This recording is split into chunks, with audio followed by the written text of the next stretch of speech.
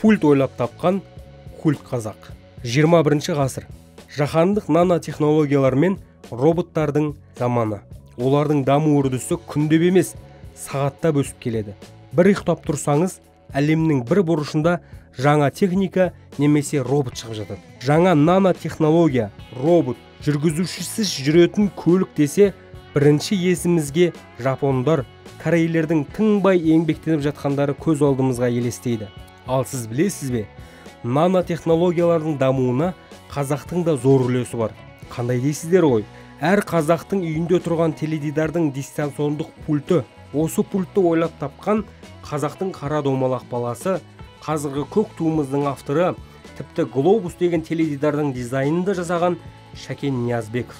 Ойлаңызшы, 20 ғасыр, ол кезде көбіміздің үйімізде пульт тұрмақ, теледидар болудың өзі бір жаңалық болатын.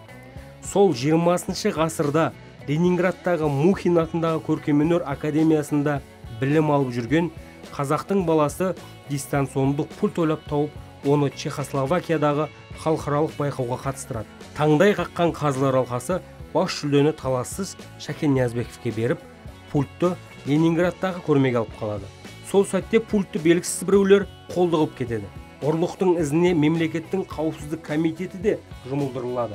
Оның қазіргі нанотехнологиялардың отаны Жапон мемлекетінің тыңшылары ұрлағаны мәлім болады. Айыппұл ретінде 20 000 сом ақша салынады. Ол 20 000 сомға сол кезде бір бөлмелі үй немесе 4 Волга ала алатын ақша еді.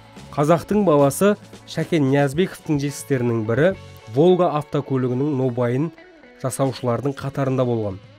Сонымен дистанциондық пультті қазақ емес, американдық Роберт Адлер ойлап тапқан болып шығады. Оны дамытушылары жапондар. Қазақ сол пульттің тек тұтынушысы ретінде ғана қалып қойды.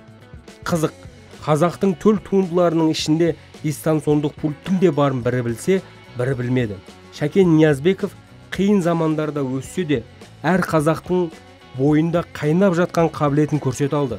Тек мал бағумен айналыса алады деген қазақтың қатып қалған стереотипін бұзғандардың бірі осы Шәкен Ниязбеков. Сол себепті қазақ жалқау, қолынан дым келмейді, немесе өзіне сенімсіз болып жүрген қазақтарға культ қазақ Шәкен Ниязбеков үлгі.